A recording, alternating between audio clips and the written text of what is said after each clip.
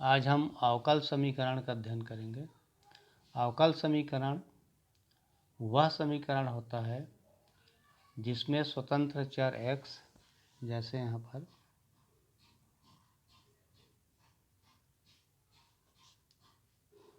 अवकल समीकरण, ऐसा समीकरण जिसमें किसी समीकरण में यदि स्वतंत्र चर मान लो x है तथा आश्रित चर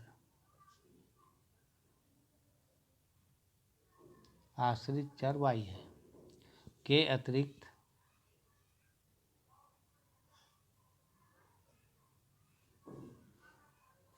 उसमें एक या अधिक अवकल गुणांक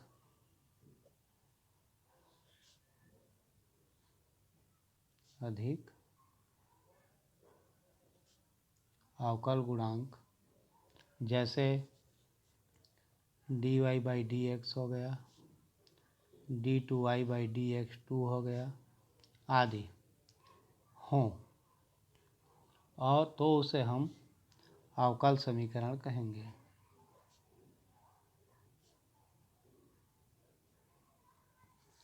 अब इसमें हम ये देखें कि जैसे मान लो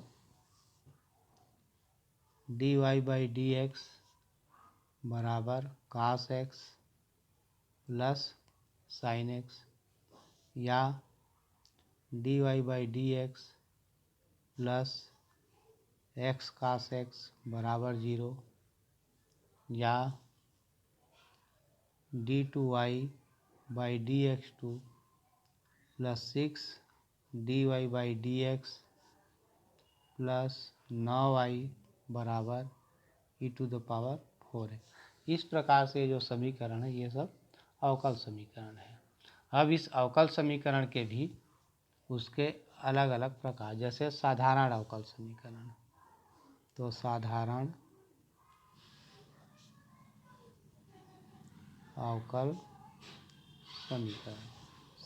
अवकल समीकरण किसे कहेंगे?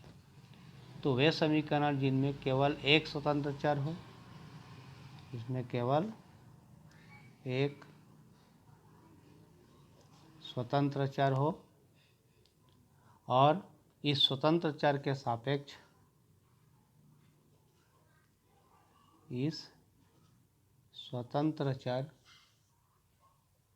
सापेक्ष अवकल गुणांक हो,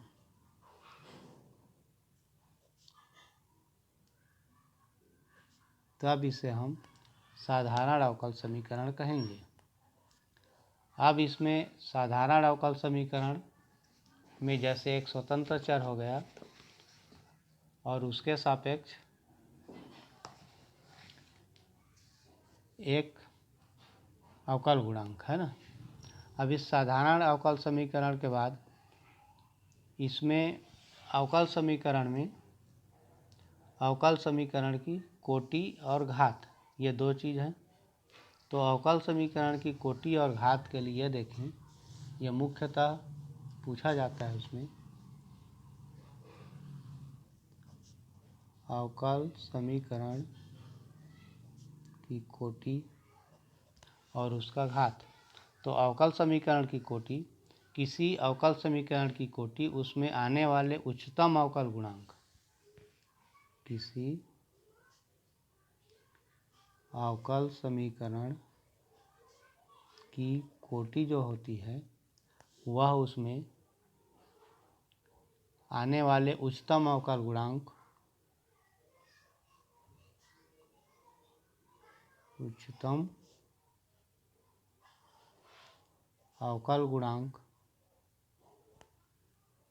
की कोटि होती है।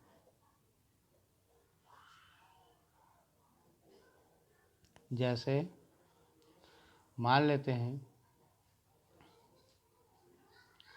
ये जो मान लिखा है dy/dx बराबर cos x plus sin x, तो इसका जो कोटि होगा वो कितना होगा? 1 होगा, क्योंकि dy/dx है। यदि यह d2y/dx होती है तो इसका कोटि 2 होता, तो यहाँ पर इसका कोटि 1 है।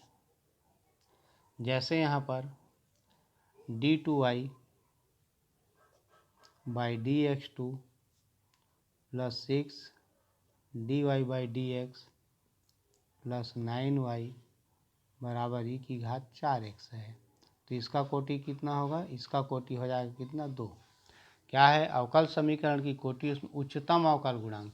यहाँ पर उच्चतम अवकल गुणांक dy बाई dx ही है, यहाँ पर d2y बाई dx2 है। ये उच्चतम अवकल गुणांक है, इसलिए इसका 2 बार है, इसलिए इसका कोटि 2 हुआ। यहाँ पर इसका कोटि 1 होगा। यदि मान लो इसको ऐसा करें हम, ये जो मान है d की घात 4y अपान dx4 प्लस n की घात 4y बराबर 0, तो यहाँ कोटि कितना हो जाएगा? इसका जो कोटि होगा वो हो जाएगा कितना? 4, क्योंकि d की घात 4y है। तो इस प्रकार से इसका कोटि का निर्धारण करते हैं। कोटि के बाद अवकल समीकरण की घात। तो अवकल समीकरण की घात के लिए किसी अवकल समीकरण की घात ज्ञात करने के लिए क्या करेंगे? जो उच्चतम अवकल गुणांक रहेगा उसका घात जो होता है वह अवकल समीकरण का घात होता है। अर्थात अवकल समीकरण का घात उसमें आने वाले उच्चतम अवकल गुणांक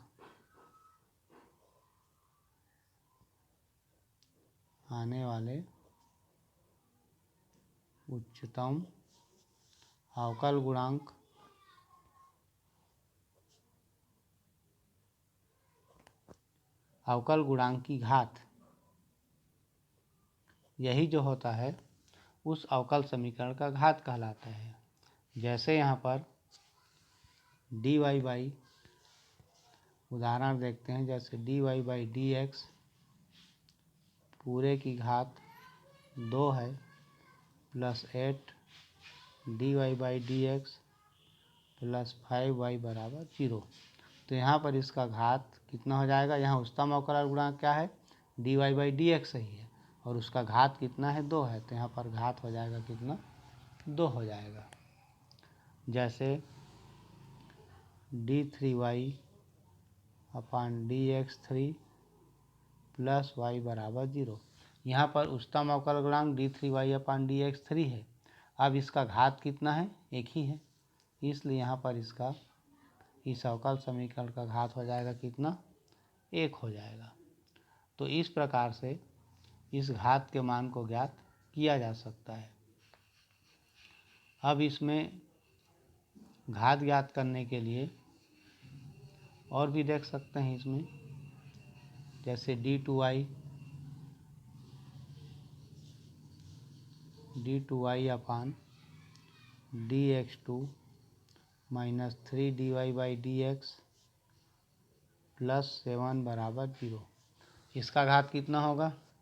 यहाँ पर उच्चतम अवकल गुणांक क्या है? d2y अपान dx2, और इसका घात 1 ही है, इसलिए यहाँ पर घात हो जाएगा कितना? 1 हो जाएगा। तो इस प्रकार से किसी अवकल समीकरण का घात और कोटि ज्ञात किया जा सकता है। अब यहाँ पर है रैखिक अवकल समीकरण। एक और प्रकार देख लेते हैं इसमें, रैखिक अवकल समीकरण। तो रैखिक अवकल समीकरण के लिए रैखिक अवकल समीकरण क्या होता है? तो ये जो होगा, ऐसे अवकल समीकरण जिसमें आश्रित चर और उसके अवकल गुणांक प्रथम घात के हों, जिसमें आश्रित चर और उसके अवकल गुणांक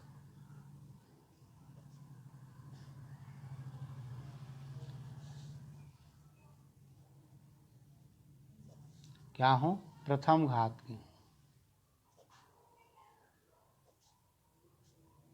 तो उसे हम रैखिक अवकल समीकरण कहते हैं। जैसे dy by dx plus py बराबर q। यहाँ पर pq अचर है, केवल x के फलन हैं, तो nवीं रैखिक अवकल समीकरण का व्यापक रूप इस प्रकार। तो यहाँ पर यह हो गया जिसमें p q अचर और x एक फलन है। तो इस प्रकार से रैखिक अवकल समीकरण ज्ञात किया जा सकता। अरैखिक अवकल समीकरण, जो समीकरण रैखिक नहीं हो वह अरैखिक अवकल समीकरण कहलाता है। अब यहाँ पर इसके कुछ प्रश्न देखते हैं जिसके द्वारा उसका हल किया जाएगा।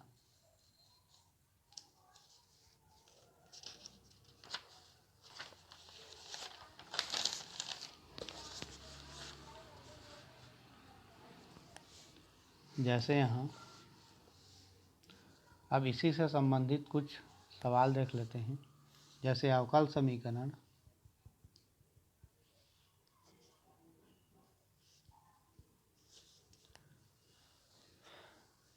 ds अपान डी टी पूरे का पावर 4 है, ds अपान डी टी का पावर 4 प्लस 3s d2s अपान डी टी 2 बराबर 0। इसके कोटि और घात बताइए। तो इसका कोटि और घात बताने के लिए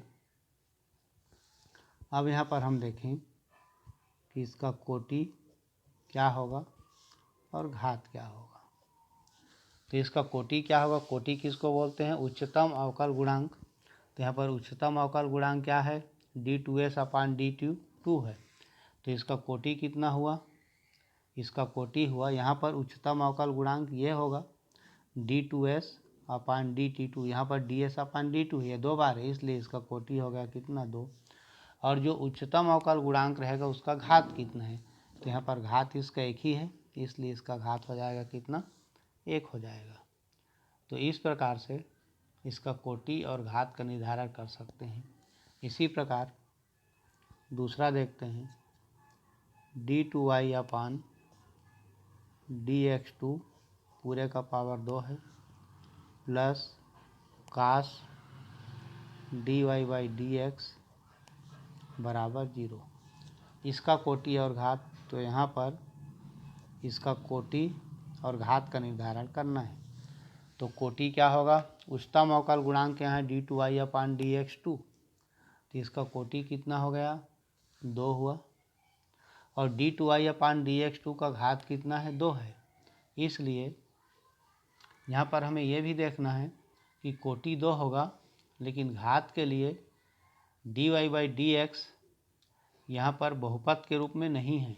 ये जो मान दिया है इसका कोटि तो 2 ठीक है, दिया गया अवकल समीकरण dy बाई dx में बहुपद नहीं है, क्योंकि पर काश dy बाई dx लिखा है, इसलिए इसका जो घात है वो परिभाषित नहीं होगा। तो घात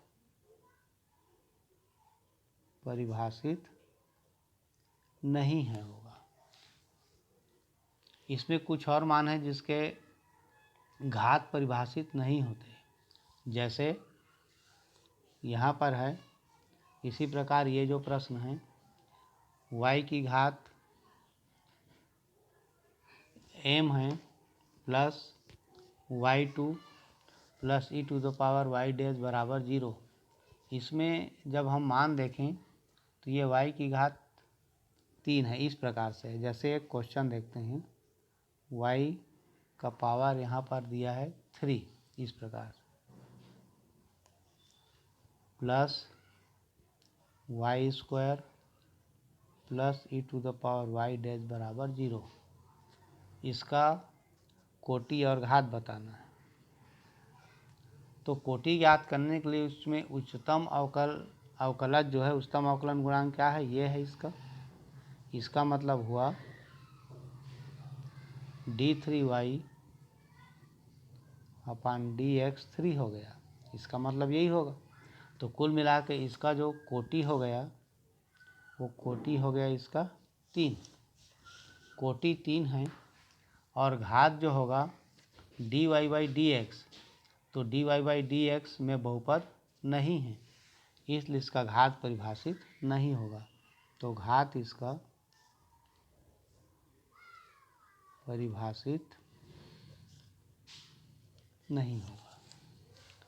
इस तरह से किसी अवकल समीकरण का घात और कोटि का मान ज्ञात किया जाता है। जैसे इसमें घात और कोटि ज्ञात करने के लिए कुछ ऐसे प्रश्न होते हैं जिसको हमें हल करके घात और कोटि का मान ज्ञात किया जाता है, सीधा सीधा उसका मान ज्ञात नहीं होता। जैसे 1 प्लस dy/dx पूरे का स्क्वायर है बराबर r² d2y/dx2 और इस पूरे का घात है 2/3। इसका कोटि एवं घात ज्ञात करना है। कोटि और घात बताइए।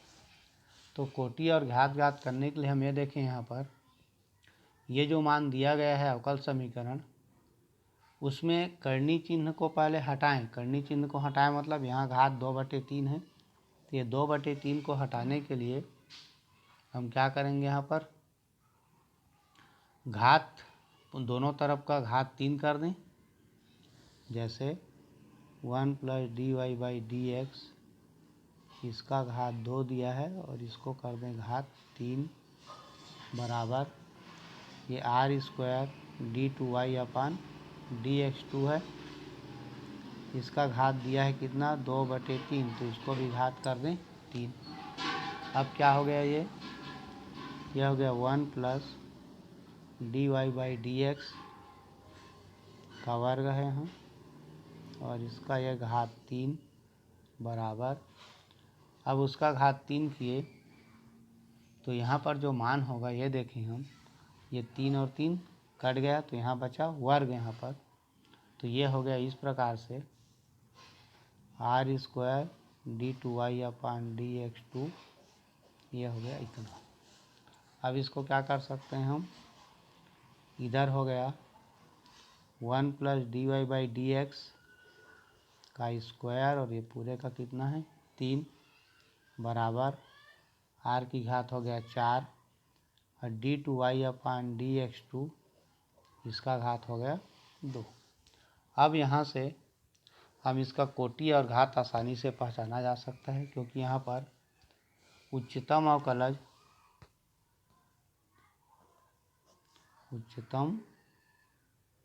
अवकलज क्या है, इसका d2y/dx2 है, d2y/dx2, अतः इसका कोटि हो गया कितना 2 हो गया। और उच्चतम अवकलज का घात कितना है, d2y/dx2 का घात 2 है, तो इसका घात कितना हो जाएगा, इस अवकल समीकरण का घात हो गया कितना 2। तो इस प्रकार से कोटि और घात दोनों इसके हो गए 2-2 हो गए। तो इस प्रकार से किसी अवकल समीकरण का घात और कोटि ज्ञात किया जा सकता है। जैसे और देखते हैं d2y/dx2 -5 dy/dx प्लस 6y = 0। इसका घात और कोटि बताना है, तो इसका कोटि कितना होगा, यहाँ पर उच्चतम अवकलज क्या है d2y/dx2 अर्थात 2 के इसमें है, तो कोटि हो गया 2 और घात क्या होगा इसका घात 1 ही है, इसलिए इसका घात हो गया कितना 1 हो जाएगा। तो जो भी मान होगा इसको इस रूप से ज्ञात करके ज्ञात किया जा सकता है। जैसे ये सवाल देखें, एक और देख लेते हैं, 3 dy/dx whole square minus x dy/dx plus y बराबर 0। इसका कोटि और घात बताना है। तो यहाँ पर हम देखें कोटि, इसका कोटि कितना होगा, कोटि है यहाँ पर उच्चतम अवकलज क्या है, तो dy/dx ही है, यहाँ भी dy/dx है, तो उच्चतम अवकलन dy/dx हुआ। तो कोटि हो गया इसका 1 और घात क्या हो जाएगा, dy बाई डी एक्स का अधिकतम घात कितना है, यहाँ पर 2 है, इसलिए इसका घात हो जाएगा कितना, 2। तो इस प्रकार से किसी अवकल समीकरण में कोटि और घात का निर्धारण करके उसको हल किया जा सकता है।